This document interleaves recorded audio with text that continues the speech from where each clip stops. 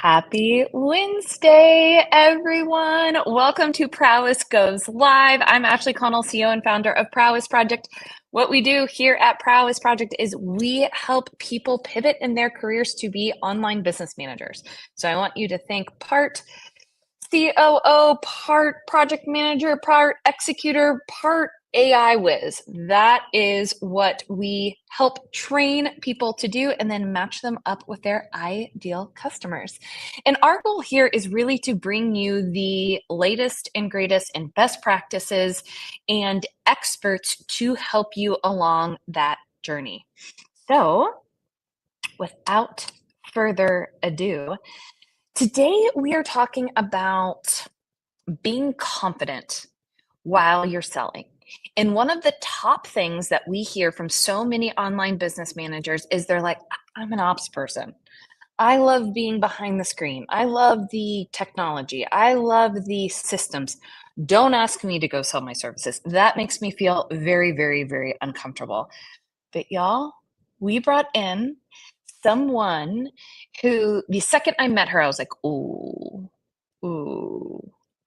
Something is very special about this Amanda. And what I love about Amanda, I was just singing her praises right before this. She does an amazing job at taking sales and splitting it up between being very prescriptive, but also very personal and personable. And that's what I really want you to take away from this.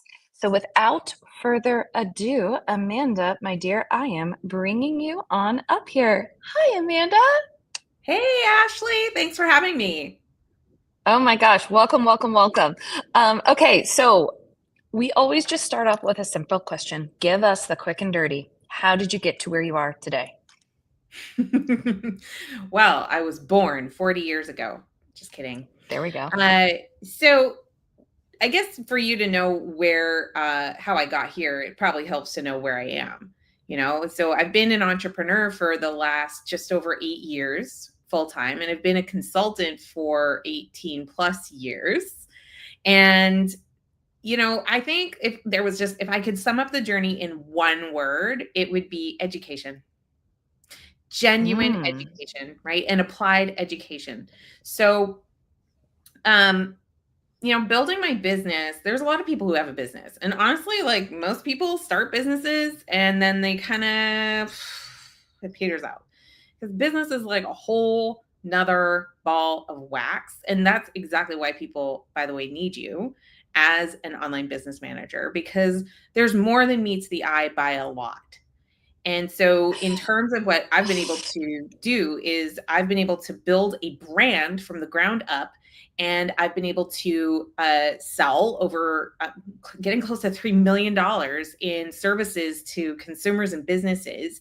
And I don't have, I have a few packages that are kind of expensive, but I've got a lot of middle of the road stuff too. And I've also sold at very small ticket levels. And what I I've love that. needed to do in order to do that is learn. I've had to learn and I've had to get education. Wow. Okay. So in this windy kind of, but also like learning journey, what is it that you are offering to people, or how are you solving problems for people right now? Yeah. So, as a consultant and as a coach, my job is to accelerate how quickly my clients are achieving their goals. Okay. So, I often am working with new coaches and experts as they're launching. But increasingly, I'm also working with founders who have encountered a ceiling on their revenue, and they're turning to self-blame. They're like, oh, it's because I don't want to do this, or I'm not a good manager, or I'm not consistent, just like all those things. And so I love helping founders that are really moving from that, $20,000 a month kind of level up to the 50K and beyond sort of level, and smashing through that ceiling, having some serious momentum, and having help from someone like an OBM can make a big difference in that, of course. And then, I think at the end of the day, all of us choose our journey because we want this sense of ownership over our time. right? Yeah. And when you can work in your zone of genius, then it means that the time that you do spend at work is going to be like amazing. And also, you probably have other things that you want to spend time on, right? So that's the core thing that I do with my private clients who often are founders and entrepreneurs. And so how exactly are you helping them get to the next level? Like, is there a certain thing that you focus on, specialize in? Like, how would you describe that? So for me, I'm a high performance coach. So I have a system that I call the capacity engine that's all about taking a data-driven approach to how you spend your time, where you're allocating your energy or your emotional experience. I like the word emotional experience better than energy, but just in general your energy, and then your money, your cash flow. So I sit down with people to get real about what is the picture of where they are so that they can redraw the plan to be able to achieve what they really vision. So my process usually involves clarity of vision, because so often Totally. when people set goals, it's kind of arbitrary. It's like, I want to be a six-figure this, or I want to be a seven-figure that, or I want to hit $100,000 months. And it's like, okay, cool. Why? What are you going to do with that? What's the feeling you're after? What are the circumstances that you want to change? Are we doing like generational wealth? Are we doing, lifestyle? Like really, what is it that you're wanting to create?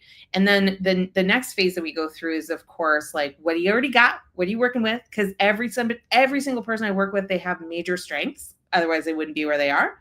So Totally. how can we exploit your strengths? And where do we have weakness? And this is again where like the OBM is like amazing, because a lot of honestly really good salespeople, they struggle with the administration behind the scenes, and they struggle with like these systems behind the scenes, right? So identifying those areas of struggle, and where do you have more leverage? Where do you have more time? Where do you have more energy? Where do you have more cash that you can allocate to solving that dilemma so that you get to level up, right? And then I partner with my client over time for accountability and for, remaining in that growth mindset and out of the fixed mindset. And that's how they get the results. And we sometimes work together for a couple of years. Sometimes we're done in 6 months. I love that. I love Yeah. that. I think that there are a lot of coaches and consultants who get in and surprisingly to our OBMs, I'm sure, but are working off of vibes. They don't look at the Big data. time. They aren't really sure. And I think everyone who's listening to this is probably like, wait, what do you mean? Why would they make decisions without data? But it just shows how different brains are wired. Like, so is that typically how things are going when you come into a business? It's just like, hey, I'm going off of vibes. I think I'm making X amount a month, but I really don't know. Big time. So look, I am all for intuition, but I also have learned over the years that your instinct, your intuition is reinforced by your habits, and it's reinforced by the data that's all around you. So if you surround yourself in an environment of people who show up in a certain way, and they tend to carry themselves in a certain way, you can kind of smash your way to six figures, and you can even smash your way to multiple six figures just by vibes and being in the Totally. room. But you know what is also super easy to do? Spend all those six figures, right? It is way easier to spend your money than it is to make your money. You know what I'm saying? So like Girl, is I know such an what you're saying. interesting thing that you asked, because what I do see a lot of entrepreneurs really struggling with is they got on the spendy train and they don't have the controls in place, or the decision making in place, or honestly the personal agency in place to say like, you know what, this is a hard yes, this is a heck yes, right? Versus this is a hard no. And what's really interesting about my clients is they know everything I just said. They know it, right? The trouble is they're under supported. So in moments of weakness, which can be like pretty much anytime they're not on camera, or anytime that they're not at an event or something like that, moments of weakness, they basically are paying dumb tax because they're doing things that are outside of their aligned vision of what they do actually want to do. So the biggest thing I do is I like create that space and that permission to be like, pause and look. Like really look, right? And be okay that you don't have it all figured out, because if you did, you'd already be there. Without a doubt. So let's say I'm your client and I come to you and I'm like, I want $300,000 months. And I'm at $100,000 months now. And you have identified that it is the way that I am selling. How would you break that apart? Such a good question, right? Because I always do start with like, why are we not already there? You're already spending time. So we look at your calendar, right? You're already spending money. So there's the P&L. And you also have an attitude about the things that you know you need to do. So usually what I do in the very beginning is a lot of interviewing, right? I find out what you already know, what you've already figured out, what you already believe.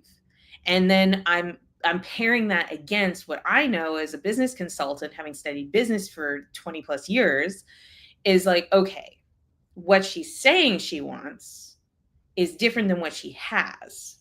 So how is she pushing that? How is she pushing that away? How is she pushing that $200,000 away? And sometimes we push away the 200,000 because we don't actually want it. Ooh, say more about that. Yeah. So sometimes we think we're supposed to want it, right? And it's not really an authentic desire. So an authentic desire, we know we really nailed it when we're like, I basically spent the money. Like I already know what I'm going to do with that 300,000, right? So I'm visually thinking what I'm doing with that 300,000 that's listening, it might be because you have a low intent around money, right? When you elevate your intent, when you have a lot of intention of like, hey, when this $300,000 is here, I will do this with it. And you're making commitments with money that hasn't even arrived yet. But what most people do is they set an arbitrary number. They think, okay, well, this will give me greater status in whatever community I'm in, or this will help me look better according to my competitors, or, like there's lots of reasons we pick these numbers, but there's lots of reasons. There's only a few reasons though, that are going to motivate you to humble yourself into why do you not already have it? And you know what, Ashley, I'm going to teach you the best question ever, which is like, I literally call it the best question ever when it comes to a goal. It is, why do I not already have that thing happening automatically right now? Makes your brain explode, right? In a good way and a bad way at the same time. A good way and a bad way, like the guilt, the shame, all these sorts of things. Yeah, they'll come up. Yes. Right. What I've found is a lot of business owners really do know where their next level lives. It's just that they then cloud it with more to-dos, more action items, more shoulds, and they are ignoring the vital few things that if they just do that and they ignore everything else and allow focus, they would make massive progress towards their next level. Oh my God, Amanda. Well, first, let me pause right here. Natalie, I know that you're listening to this. Natalie is on our team. And how did you arrange this? We literally had this meeting for me yesterday. How did you do this, Natalie? But so what do you see typically when someone vibes? That's pretty good. What do you see typically when that people should be focusing on that they're not? And just for context here, I'm thinking about the OBMs who want to get to the next level in their business, but I'm also thinking about this is what the OBMs can help and enable their clients to do. So that's how I'm thinking about this question. Absolutely. What is it typically? So typically when it comes to a scaling moment, the thing that we're not really looking at, again, so let's just assume you want it, right? Let's just assume you've got this clarity and you're like, I know exactly how I'm going to spend every penny of that 300,000. And I know exactly what that's going to do for us. And I'm motivated by it, right? I'm motivated by it. And in fact, I find it painful that I'm not there, right? So we've got both sides of desire activated. Okay, cool. So now what? Right? So when we ask the best question ever, the role of it is to brainstorm all the things we already know to do. So the only reason why you're not there is because you either have something you know to do that is not happening, and it's not happening because we're not allocating capacity. So we're not allocating time, we're not allocating our money, and we're not allocating our energy and our enthusiasm towards it, right? So that's column A. Column B is the stuff you don't know. And one reason then, and like, especially I love helping female entrepreneurs the most, because I feel that we have a lot of misinformation in our experience that causes us to prioritize things very differently than when you're in male dominated environments. And one of those things is our perfectionism. And another one of those things is the need to be nice. Right? The need to be perceived as nice. And I am not here to suggest that you need to become a bee on wheels in order to achieve your goals, right? That's never, of course not, right? Also, stop giving so much brain power to whether Sally's going to be able to make it on the journey, right? Sally is an autonomous adult who gets to decide whether they want to be in a $300,000 a month company or not. As a CEO, it's our job to create the conditions of automatic $300,000 months. That's our job. It's not to make sure Sally never feels sad or that Sally is, honestly, like when you look down on Sally is like, well, Sally's not going to like these changes, right? You're not trusting Sally. You're not saying, Sally, I believe in you rising up to the next level of requirement for our company. Right? You're basically saying that Sally needs to stay infant, right? And that's so 100% true. about ego. That's about you feeling big and keeping Sally small, right? Now, does that mean that Sally should have no change management, no communication, no leadership from the CEO? I mean, I hope it's obvious that you do want to lead, but not everyone's going to want to charge up the mountain at 300,000.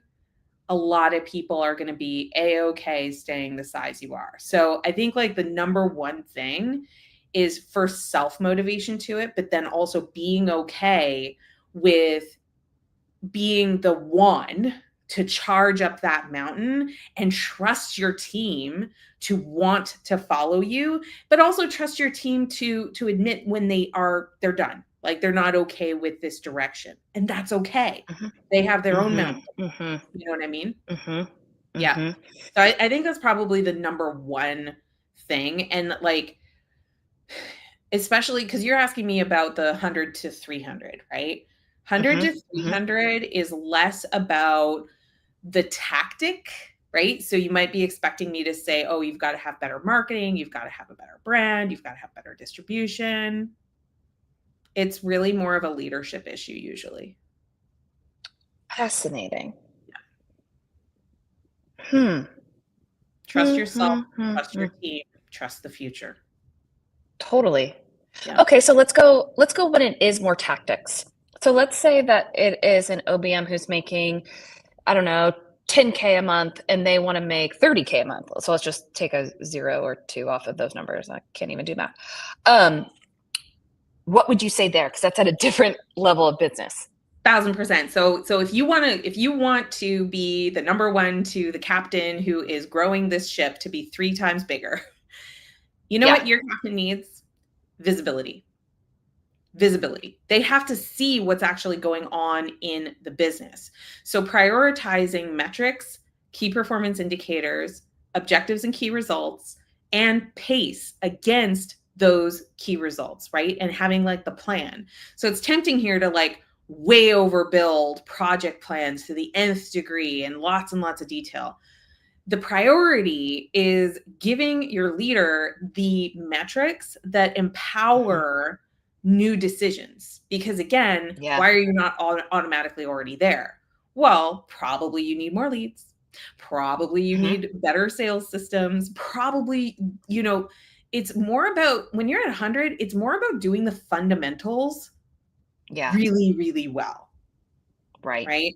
And it's hard to make changes in a prioritized manner if you can't see the entire operation from client acquisition to the nurture to the close to the fulfillment to the referral rate. If you don't see that client acquisition, and the bottlenecks that occur in the client journey, it is real hard to shift that. There's really only two metrics that ultimately the CEO needs to see to be able to make really powerful decisions. The first one is, what is the lifetime value of a client, right? Mm-hmm. How much Mm-hmm. money do you actually make every time you make a sale? Because it's not the first sale. It's the total of the entire relationship. The second metric that they need is they need to understand what the cost of the acquisition of the client is so that they can compare, okay, out of this total picture, I have to take out my overhead, which includes the OBM, right? I have to take out my overhead cost. I need to consider what the cost is to deliver every time I say yes to a new client. Once I know those things, I can manipulate the cost to acquire by making new changes in my advertising, my sales process. And I can manipulate my lifetime value by changing the offers that I make and the retention plan that I have in place. But if I can't see any of that, I can't change any of that. Oh, I love it, love it, love it, love it, love it. I am a sucker for that ratio, that LTV, LTGP to CAC ratio. Love it, love it, love it. Yeah. And that varies by industry and it varies by business, but every business owner that's really looking to scale needs to understand their numbers in that regard. Could not agree more. Okay, so let's talk about selling, because I opened this with, you have a knack for it. You just do. I don't know how you do it. It's a gift, truly. It's magic. So, I'm just kidding. It's not. No, y'all. She's about to tell you her magic. But how do you approach sales so that it feels in alignment and doesn't feel like, used car salesman? I don't think, does anybody like the used car salesman high pressure thing? No. I've met car salesmen that hate that. You know what I mean? Yeah. Yes. Absolutely. So, okay. I think it helps to start with philosophy. I'll definitely get into some tactics and we can go anywhere you want with that. And it helps to have some philosophical ideas. So philosophy being like the beliefs that I have about a thing, right? So there's a lot of people, they have different beliefs about like what sales is or what's great in a relationship and all that kind of thing. And for me, for my particular style, I know that it starts with some philosophies. So the first thing is that I love people. Like I'm a relationships person. And it's so funny because if you look at my background and my history, I was so much more awkward, right? Like just really not much more awkward. But I had this inside desire to connect. Like I knew I wanted to connect with people because the best experiences of my life, guess what? They were not alone, right? Like 100% of the time I was relating to and in relation with somebody else. So that brings me to number one, love people, right?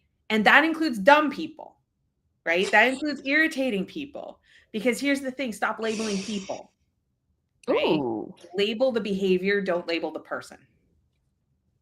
So it's okay to find it annoying when Aunt Gertrude posts that political post, right? But we don't have to hate Aunt Gertrude. We don't have to label Aunt Gertrude and be offended by Aunt Gertrude. We can label, I'm not sure I agree with that behavior. Right? Aunt Gertrude's got some habits that I would not prefer to embody, right? And like that's okay to have your preferences, but I think like the first saying is just at its root, people are people, and when people know better, they do better, and that goes for you too, right? That goes for me too. I am a million times better as a business owner and a mother than when all this mess started, right? But again, it comes back to that foundation of education. When I knew better, then I could do better. Right. And same thing, you know, if we sit down in 10 years, I'll bet this will be a very different conversation, you know? Oh, well, I will have already been at my $300,000 months like years and years and years ago. For So, years, like in that business, right? And now you're over here yeah. taking over the world. Yeah, I love it. So so I think the first thing is just like find joy in people. Because you know, the thing about Aunt Gertrude is she shows up in her costume jewelry every Thanksgiving and she's just like screaming back to those glory days. And you're just, you know, there's things about her that keep her in your sphere. And it's really the behaviors you love and the things you do prefer. Right. So understanding that like so much of your discomfort in relationships comes down to preferences, not facts. Oh, dang. Okay. Well, Yep. Man. So that's philosophy number 1. Yes, let's go. Buckle up, ladies and gents. This is so good. Okay. Philosophy number 2 is that all relationships have a sunrise and sunset. And so we get a choice about our behavior through that life cycle of the relationship. We don't get the choice about what the other person does necessarily. All we can do is role model the way. We can demonstrate our caring through our behavior. But I think it really helped me to understand that a lot of relationships will sunset. So I think about philosophy number 3. How do I want to leave people after they've interacted with me? Oh, wow. Right. And look, I don't get along with everybody. Yeah. Because there are a lot of behaviors that I'm like, you know what? For my sanity, my time, my energy, and my mental health, I'm going to have a boundary so that I can protect my being, right? Yeah. However, in general, if I'm going to embark and invest in a relationship, my goal always is, even if we part ways, I want them to be better off, just in general. And that's what keeps me from being ever a sleazy salesman that's like pushing and prodding. Because if I push to save myself for a day, it could affect the lifetime of our relationship. Right? If instead I look at our relationship as unfolding the way it's supposed to, pressure's not required, right? People will buy because they feel internal pressure to buy, not because you did it, right? Because if you did it, then there's going to be resentment, there's going to be all of the bad blood and everything like that. So I don't love resentment. And then that leads me to like kind of the 5th thing. Let them know as early as possible what they're dealing with. Right? Say more. So many relationships that go off the rails, it's because y'all didn't set the rules of engagement at the beginning. You didn't say at the beginning what your hours of availability were. You didn't say how you like to communicate and be communicated with. You didn't say what you represent. You didn't say what matters in your world. You didn't share what your values are. And so what ends up happening is, because you didn't do any of that, when those things become apparent, it's now a conflict. Because guess what happens if you don't tell people right up front who you are and what you are? They fill in the blanks with what they assume. And they're going to fill it in with their preferences. And so when I finally realized, I'm like, you know what? It's a good thing if somebody comes to my social media, sees me and goes, and leaves. Totally. Right? Because if they're judging me already and they were a no, then that is only 1,000,000 billion times better than getting into an engagement together and then finding out, oh, you're more like, ooh, you're not matching my preferences anymore. And that's where a lot of the conflict comes from. So then tactically, what I heard you say is, with social media, what you are doing is you are putting it all out there and being your authentic self so that people can opt in or opt out from you, which then in turn, I'm going to fill in some blanks here, makes the sales conversation less of a pushing conversation and more of, okay, you already know so much about me. You already know so much about what I offer. What questions can I answer about if you are going to be a fit for me?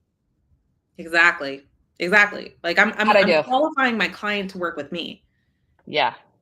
right? Rather than the Elmer Fudd way of hunting for Wesley Rabbits, right? Not to date myself too much, but he Oh was my that God, that Looney was so Tunes good. character that was always hunting for Yeah. Bugs Bunny, and Bugs Bunny was always outsmarting him, right? But he was just tenaciously chasing. And I think, when people tell me they're really uncomfortable with sales, you're actually probably uncomfortable with badly done sales, and you probably love well done sales. So like well done sales feels like shopping. Well done sales feels like you're in the store and you're being treated like a queen. Well done sales is like they can anticipate your needs in advance without you saying a dang thing, and you're like, oh yes, please, of course, I will do the paperwork, I will pay for that. And before you know it, you've spent, but you feel good about it because you had an excellent experience. So the big solution there is get good at sales, not avoid it. Right? Totally. Which is Yes. that's the tendency is that we kind of avoid it. So like tactically, make opening conversations part of your day. Right? So what's opening a conversation? Be the first one to say hi. That's it. Right? It could be 3 letters in a text message to someone already in your contact list. Sup. Right? And then they're like, you never say sup. What are you talking about? And now you've just opened up a whole conversation. You know what I'm saying? And so how do you feel about that though? So are you saying someone professionally in your contacts or personally in your contacts, and does it Yeah, matter? yeah, both.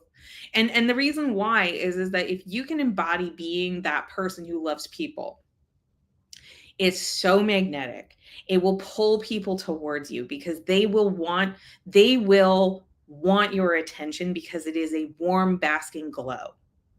They're gonna want that Mm. attention. And like that's the opposite of what you get taught, isn't it? Like you get taught that you Totally. got your DMs, you got pitch slap people all over the place, and it's like sales is violence and all this kind of thing. And I'm like, great sales. It's like sunny meadow, it's warm on your face. It feels great. Like I think about some of the high ticket programs that I've invested in over the years, and it's so funny because I've like done enough of these programs that I've actually had the same closer on different offers. Are you for real? I'm for real, for real. And the thing is I love those guys because like they know me, they know my history. They're like, oh my gosh, what else? Catch me up. And so then you get caught up and they're like, oh, I think you're gonna love this new thing. And I'm like, oh my God, I think I will love that new thing. Sign me up. Right. And like that's the vibe. That's what you're going for, is you want somebody to know. And you know what the thing is I started as an introvert. I started as somebody who was really afraid of offending people and wasting people's time and da da da da da da. And then I realized that the real unlock tactically is be a gregariously kind person, not artificially. Don't pepper it with like a million emojis, but treat it like how you would speak to a friendly relative, right? Treat it like somebody like that's one of your good friends that you respect and you are looking forward to connecting with. Because if you script like that, then you're setting the tone for the relationship. And something I'm always reminding my clients is that relationships will continue the way they started. So if you Ooh. start really friendly and you start open and not fake friendly, I think you know what I mean by fake friendly, but Yeah. let me know if I'm not being clear about that. But if you start with friendly and genuinely interested, I mean, Ashley, I'm sitting here on your show. How did we meet? Through a group at a dinner Yeah. from an Tacos. event. Tacos. Tacos. Yeah. They were killer. Killer And tacos. I want to say you may have had a margarita, and I was pregnant at the time, and I was very jealous or envious of that margarita. I think that was also good. Exactly. So much of sales is it has nothing to do with the product until it's time to talk about the product. Mm-hmm. It's always about the person. Mm-hmm. So if I was an OBM and I was starting all over, I would want to get madly interested in businesses that are doing things that I think are super cool. So then that way, when I reach out to people, I'd be like, oh my God, I love your mission, and mean it. Right? Gosh, I'm so glad you said that. We preach that. Preach that. I did not cheat and look at the recordings, just so you know. Well, no, but it is. It's so true. If you're going to be doing this for your livelihood and doing this to make money, which arguably can be 8, 10, 12 hours a day, possibly, be interested in it. 1,000%. Yeah. Don't worry so much about being interesting. You know, be interested. Be interested. Because if you are, and look, I've gone through my ups and downs and my failures and things like that. When I was the most fail boss in sales, it was when I was feeling bad, when my time wasn't mine, when I was worried about money, when I was worried about my energy and like all these things. It was very hard to remain focused on others the way I wanted to. And the thing that pulled me through those seasons was that I actually genuinely still had like that enthusiasm, right? Like it wasn't artificial. So even when my time was depleted, my energy was depleted, or my finances were depleted, I could still show up because I genuinely cared about what the other person was doing. I think what I also needed to hear, and I'm curious if other people needed to hear this too, but business, life, money, energy, all the energy. I love how you said before is like you said it, the emotional experience. Is that what you said? Energy? Generally, when we say energy, what we mean, like, yes, we can talk about the frequency of crystals and things like that. Absolutely. And if that's your jam. Yeah. Also, most people, when they say my energy is bad, they mean to say, I feel sad. I feel hopeless. Yeah. I feel, and very often we lack language to accurately describe our emotional experience. And so in 2025, a lot of people say energy because it's a really good shorthand to intimate what you mean. Is like my energy is bad or my energy is low. And I don't personally love, when I say the word, people get it, and that's why I use it. Yeah. But when we're coaching together, I like to push people into the specific words that describe your real lived experience so that we can appropriately respond to that. Because hopelessness is very different than frustration. Totally. Right? So how do you define the two? Hopelessness is when you've lost faith in the future being good. And frustration? You've built the habit of believing that past things that were not so great will continue into the future. And hopeless is like, and also I have no agency to affect that future. Wow. Yeah.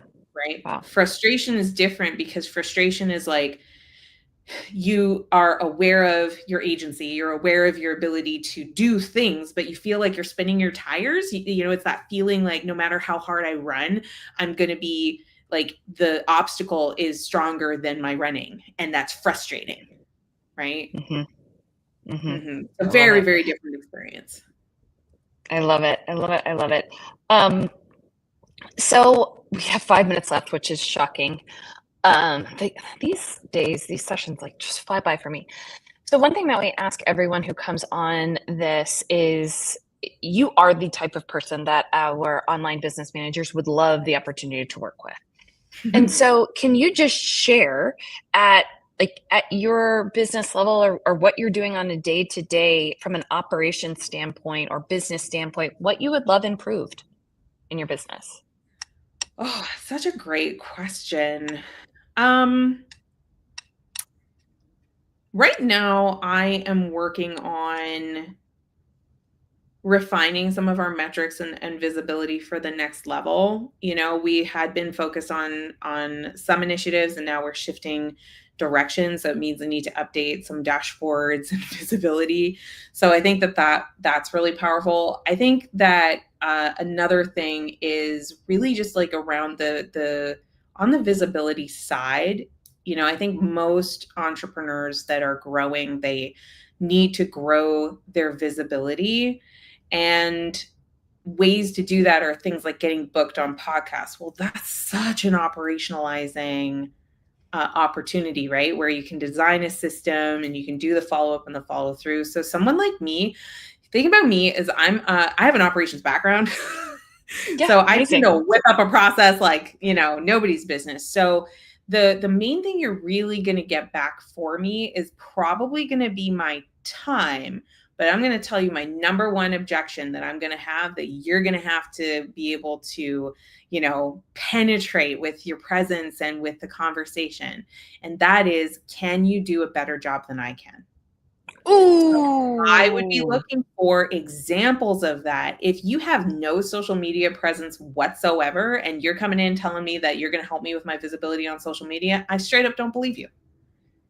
I don't believe you because I don't see it, right? So cobbler that has no shoes does not fly with this business owner, right? So there's a level of professionalism I look for with the people that I work with.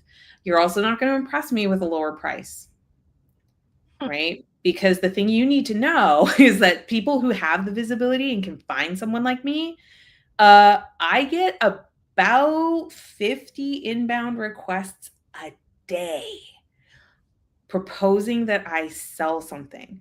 So you might actually find more success in general. This is just me being real with someone who is not as visible online. Mhm. Right? Because they have more of a baseline that they're building from, and they may be more open to more beginner levels of competency if you're brand new, right? If you're not brand new and you do have, experience, make sure you're applying it to how you show up so that it's very believable when you've got somebody who's like maybe got a lot of inbound requests for sales. It's so true. It's so Yeah, true. yeah, I use this quite a bit with Prowess, right? Like we train ops people and then match them with CEOs. Why do I think that Prowess is the ultimate at this? Because if you meet my COO, I dare you to find a better one. I dare you. You can't. Like yeah, Leah is by far the best CEO ever. yeah, COO, did I say that? And so, and I believe, and Leah's probably like, oh shit. Um, I believe that we make a very good match. And so I feel very confident that we can do that for other people. yeah. But it's exactly what you said. It's exactly what you said.